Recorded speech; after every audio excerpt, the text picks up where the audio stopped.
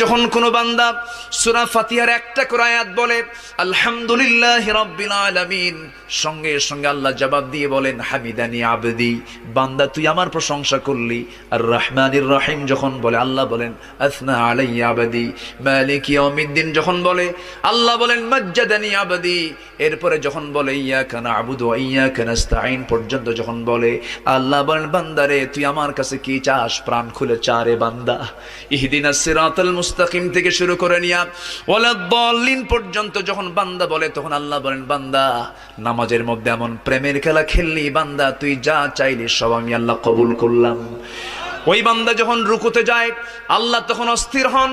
ওই বান্দা যখন সিজদায় যাওয়ার জন্য প্রস্তুতি নাই, সমস্ত ফেরেশতাকে ডাক দিয়ে বলেন ও ফেরেশতারা, এই বান্দাগুলো আমাকে দেখলো না, রাসূলকে দেখলো না, কোরআনকে দেখে হাদিসকে বিশ্বাস করে আমাকে খুশি করার জন্য তার সবচেয়ে সম্মানজনক